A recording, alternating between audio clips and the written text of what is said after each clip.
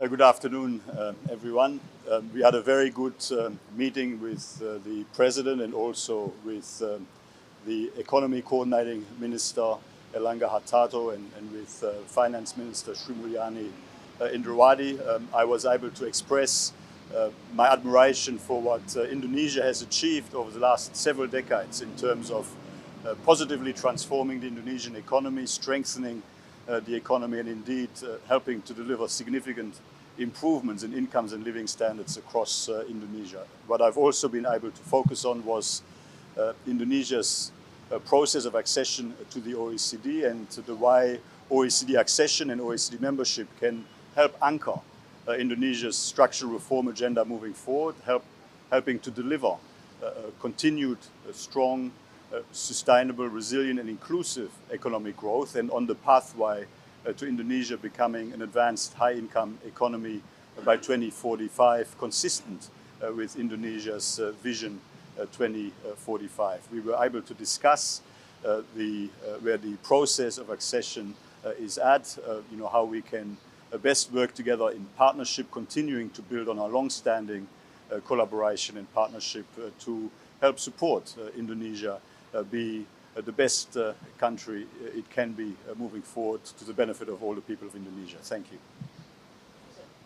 What's the obstacle for Indonesia to become the member of the OECD? Sorry, I couldn't hear you. What's the obstacle for Indonesia to become the There is no obstacle. There's just a process. So what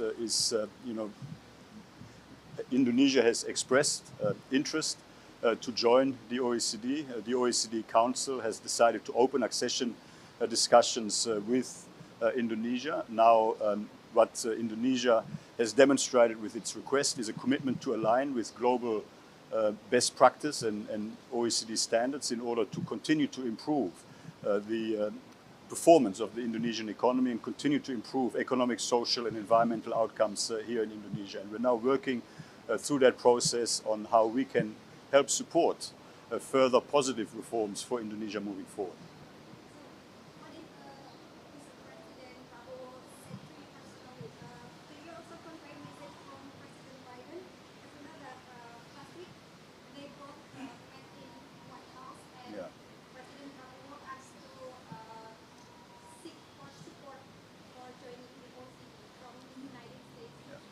Well, there's a very strong support for Indonesia's engagement in the accession process to the OECD from across the OECD membership. And indeed, last week, both President Biden and the UK Prime Minister Starmer, both expressed strong support in bilateral meetings they had with President Prabowo. I mean, today, President Prabowo, to me, reconfirmed Indonesia's strong commitment to engagement in this process of accession to the OECD, and we very much look forward to working with his team to progress this process as efficiently and as effectively as possible.